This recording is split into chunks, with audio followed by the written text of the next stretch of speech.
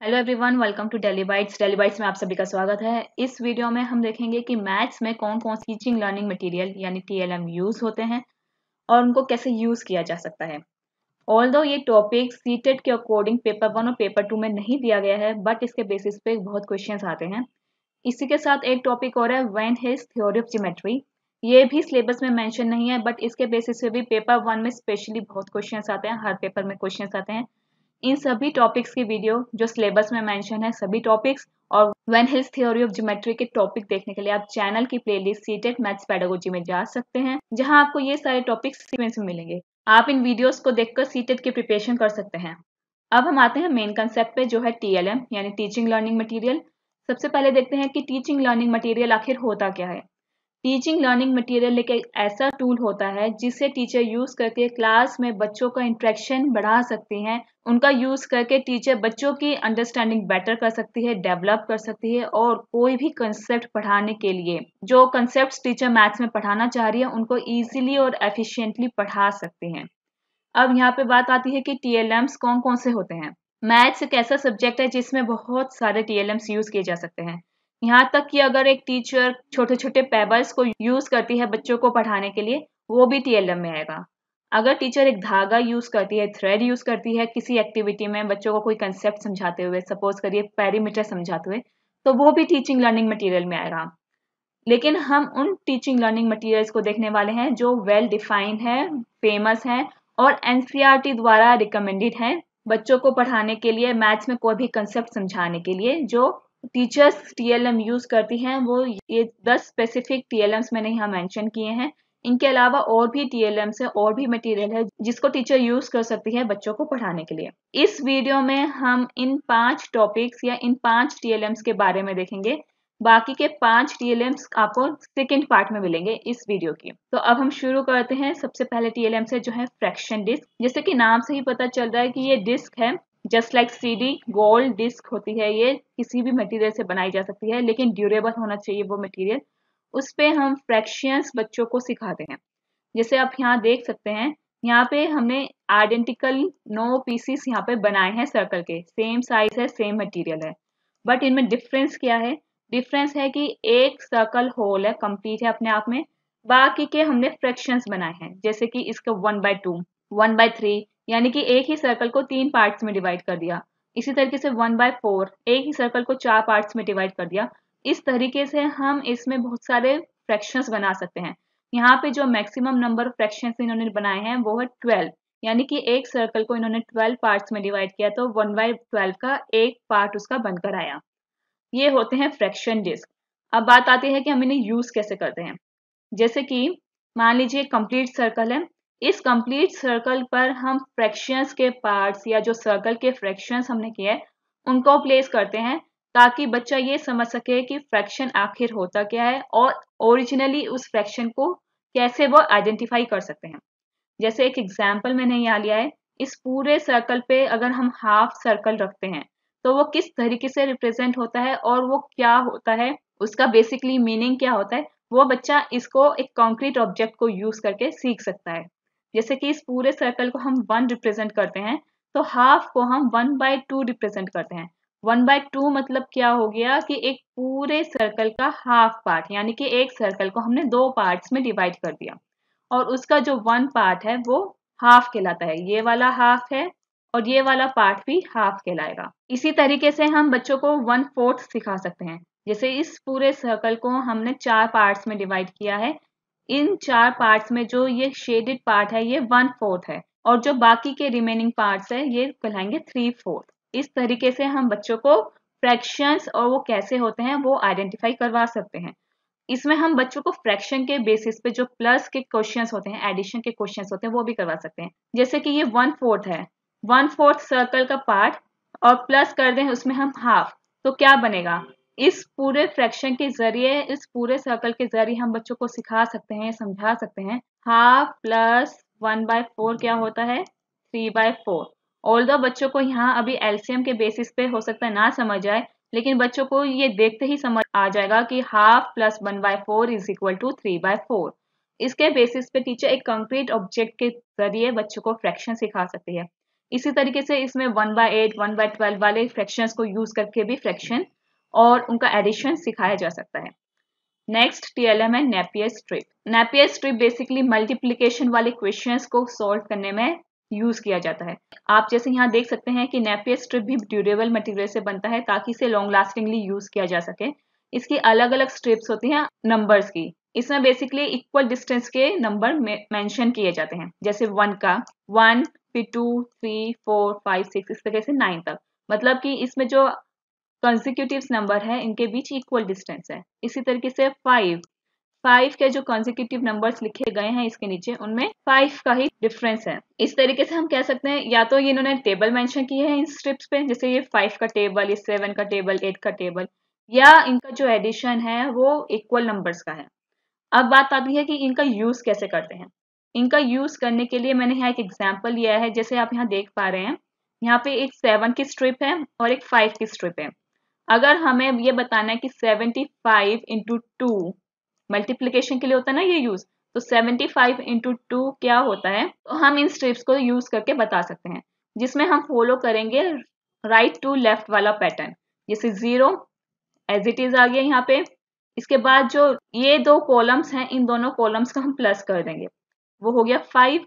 और जो ये सिंगल कॉलम है ये है 1, ये आ गया यहाँ पे 1। इस तरीके से 75 इंटू 2 बच्चा किस तरीके से कैलकुलेट कर सकता है वो नेपियर स्ट्रिप के थ्रू हम बता सकते हैं। इसी तरीके से अगर हम 75 इंटू 6 करना चाहें तो उसके लिए इन दो कॉलम्स को हमें बेसिकली प्लस करना है। फर्स्ट वाला कॉलम एज इट इज आता है, जो सेकेंड कॉलम होते हैं इनको हम प्लस कर देते हैं, और जो लास्ट वाला कॉलम है ये एज इट इज रहेगा। तो 450 इसका आंसर हुआ। इसी तरीके से अगर डबल डिजिट के मल्टीप्लिकेशन करने, जैसे यहाँ एग्जांपल ये है 75 इंटू 25, तो 75 इंटू 5 करेंगे सबसे पहले। अभी हमने देखा कि ये किस तरीके से कैलकुलेट किया जाता है। तो 75 इंटू 5 का जो आंसर है वो 375, जो हम यहाँ पे मेंशन करेंगे। इस तरीके से 375 यहाँ आ गया। अब हम करेंगे 75 इंटू 2। अब क्योंकि ये टेंस डिजिट है तो यूनिट डिजिट पे कुछ आना चाहिए, तो यहाँ हमने लगा दिया क्रॉस, या फिर हम यहाँ 0 भी लिख सकते हैं। तो अब 75 इंटू 2 कितना होता है 150, तो 150 हमने यहाँ मेंशन कर दिया। अब आएगी बात इन दोनों को प्लस करने की। अब इन दोनों को जब हम प्लस करेंगे तो आंसर आएगा 1875। इस तरीके से double digit, triple digit, multiple digit के हम क्वेश्चंस बच्चों से सॉल्व करवा सकते हैं नेपियर स्ट्रिप को यूज करके। इस तरीके से जो सिंपल पैटर्न होता है बच्चा उसको समझ जाता है कि क्यों एक्चुअली में हम इस तरीके से लिखते हैं, क्यों हम 75 इंटू 2 जब करते हैं वो 150 आता है। वो नेपियर स्ट्रिप के जरिए ज्यादा अच्छे से और इजीली समझ सकते हैं as compare to abstract method जो हम यूज करते हैं, क्योंकि यहाँ पे बच्चा कॉन्क्रीटली देख पाता है कि हमने 4+1 जो 5 किया है वो क्यों किया है, क्योंकि ये इसका ये टेंस डिजिट है और ये इसका यूनिट डिजिट है, इन दोनों को प्लस किया जाता है। इस तरीके से नेपियर स्ट्रिप यूज की जाती है। इसके बाद है क्विजनर रोड।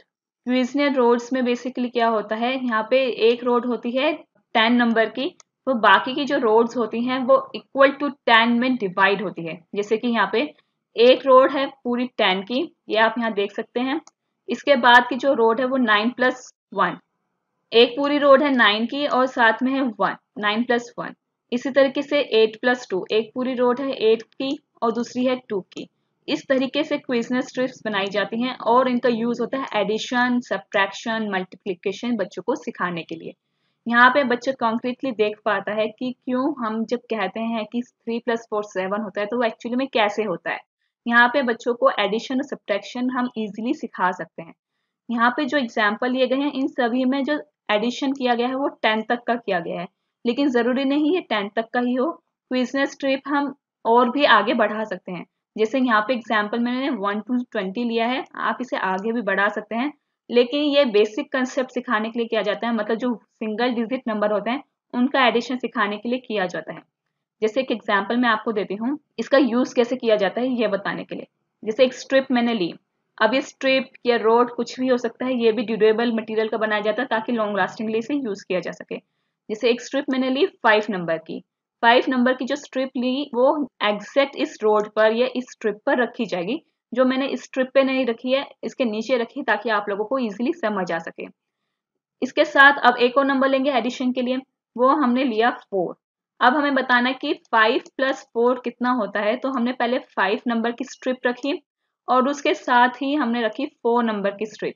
अब बच्चा 5+4 काउंटिंग अपने फिंगर्स पे या कोई कॉन्क्रीट ऑब्जेक्ट देखने के बजाय करके वो यहाँ डायरेक्टली देख सकता है कि 5+4 इज 9। इस तरीके से बच्चे को एक एब्स्ट्रैक्ट थिंकिंग की तरफ ले जाने के लिए इसे यूज किया जाता है। इसी तरीके से अगर हम थोड़ा बड़ा नंबर लें, जैसे कि एक हमने लिया है 9, दूसरा हमने लिया है 9, 9+9 कितना होता है, वो होता है 18। ये स्ट्रिप्स भी एग्जैक्टली इस रोड के ऊपर ही रखी जाती है या इस स्ट्रिप्स के ऊपर ही रखी जाती है ताकि ये एग्जैक्ट मैच कर सके और बच्चा देख सके कि 9+9 इज एक्चुअली 18। कंक्रीट प्रूफ को एब्स्ट्रैक्ट थिंकिंग देने के लिए इसका यूज किया जाता है। इसी तरीके से ये सब्ट्रैक्शन में कैसे यूज किया जाता है, मान लीजिए एक स्ट्रिप ली हमने 8 नंबर की। अब हम क्या करेंगे, एडिशन के लिए तो हम साथ में रखते हैं स्ट्रिप, लेकिन सब्ट्रैक्शन के लिए हम उसी स्ट्रिप के ऊपर रखेंगे। जैसे मान लीजिए एक 5 नंबर की स्ट्रिप मैंने इसी के नंबर पे रखी। अब 8 - 5 कितना होगा, राइट साइड पे नहीं देखेंगे, अब हम लेफ्ट साइड पे देखेंगे कि माइनस करने के बाद लेफ्ट साइड पे कौन सा नंबर आ रहा है। 8 - 5 इज 3, जो आएगा इस तरफ। इसका मतलब यहाँ पे बच्चा सीख सकता है कि किस तरीके से इस पे माइनस और प्लस या फिर मल्टीप्लिकेशन किया जाता है। इस तरीके से क्विजनर स्ट्रिप्स का यूज किया जाता है। नेक्स्ट टीएलएम है domino number card. Basically pre number concept को सिखाने के लिए यूज किया जाता है, जिसमें बच्चे को न्यूमरल्स नहीं सिखाए जाते डायरेक्टली, सबसे पहले उसको किस तरीके से देखा जा सकता है वो बताते हैं। ये टोटल 55 होते हैं नंबर में। जैसे आप एक कार्ड देख पा रहे हैं, ये वाला, यहाँ पर आप देख पा रहे हैं 2 and 2। यहाँ पे बच्चा 2-3 चीजें समझ सकता है। पहले तो 2 कितना होता है, 1 2, ये हो गया 2। इस तरीके से बच्चों में नंबर सेंस डेवलप किया जाता है। अब आती है बात एडिशन की, 2 and ये भी हो गया 2, तो इन दोनों को प्लस करके क्या बनेगा, 1 2 3 4। इस तरीके से बच्चों को हम एडिशन और साथ ही साथ सब्ट्रैक्शन भी सिखा सकते हैं। जैसे कि ये वाला कार्ड है, इसमें 9 डॉट्स हैं, -1, 9 - 1 कितना हुआ, 8। इस तरीके से हम सब्ट्रैक्शन भी सिखा सकते हैं। अब बात आई सुबिटाइजिंग की। सुबिटाइजिंग हम बच्चों को कैसे सिखा सकते हैं। सुबिटाइजिंग एक ऐसा कंसेप्ट है जो प्री नंबर कंसेप्ट में बच्चों को सिखाया जाता है, जहां न्यूमरल्स या नंबर्स नहीं सिखाए जाते, बट बच्चों को एक नंबर सेंस डेवलप करवाने के लिए कि नंबर्स कैसे प्रेजेंट किए जा सकते हैं, उसके लिए इन कार्ड्स का यूज किया जाता है। जैसे कि हम रैंडमली बच्चे को एक कार्ड दिखाते हैं, ये वाला कार्ड हमने बच्चों को रैंडमली दिखाया, तो वो बच्चा बताएगा कि उसको इस पे कितने डॉट्स दिख रहे हैं।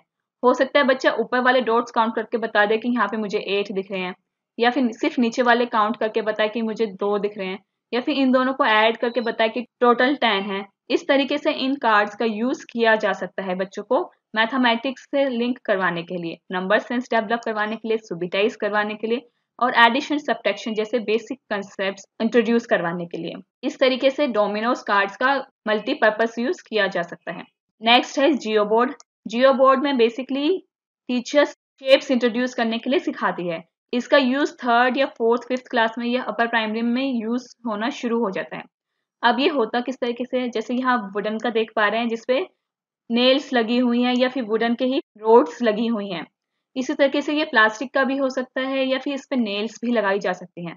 इनमें टीचर रबर बैंड का यूज करते हुए डिफरेंट शेप्स बनाती हैं। जैसे आप यहाँ देख पा रहे हैं, ये जो रेक्टेंगल बनाया गया है, ये ऑल्दो मैंने खुद एनोटेट करके बनाया है, लेकिन इस पर टीचर्स रबर बैंड का यूज करके या थ्रेड का यूज करके शेप्स बनाती हैं, ताकि बच्चों को 2D शेप्स का पता चले और उनकी डायमेंशंस क्या होती है, कैसे निकाली जाती हैं, और डायमेंशन के बेसिस पे किस तरीके से उन्हें हम अलग अलग बता सकते हैं, अलग अलग शेप्स बता सकते हैं, वो बच्चा यहाँ पे समझना शुरू करता है। अब डायमेंशंस यहाँ कैसे सिखाई जाती है वो हम देख लेते हैं। जो ये 2 रोड्स होती हैं या नेल्स होती हैं या फिर जिन भी चीज का यूज किया जाता है ये नेल्स बनाने के लिए, ये रोड्स बनाने के लिए, इनका डिस्टेंस हमेशा इक्वल रहता है, सेम यूनिट का रहता है।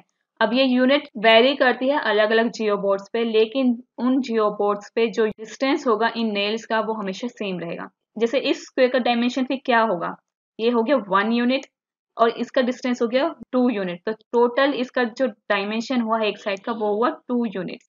हम इसे बेसिकली यूनिट्स में काउंट करते हैं, मीटर सेंटीमीटर में नहीं करते हैं। इस यूनिट का मतलब हो सकता है कि यहाँ 3 सेंटीमीटर या 4 सेंटीमीटर यूज किया गया हो, इसलिए यहाँ 1 यूनिट का यूज किया जाता है।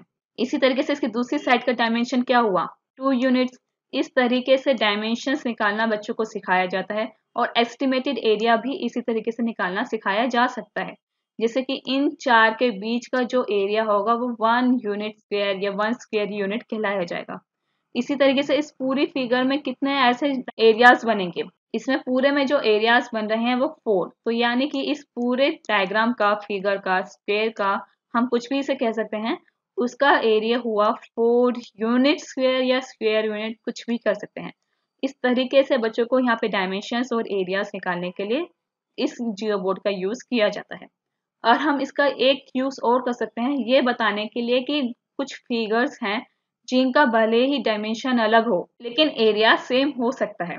जैसे कि इस वाले स्क्वायर का एरिया तो 4 हो गया, और इस वाले रेक्टेंगल का एरिया भी क्या है, 1 2 3 एंड ये 4।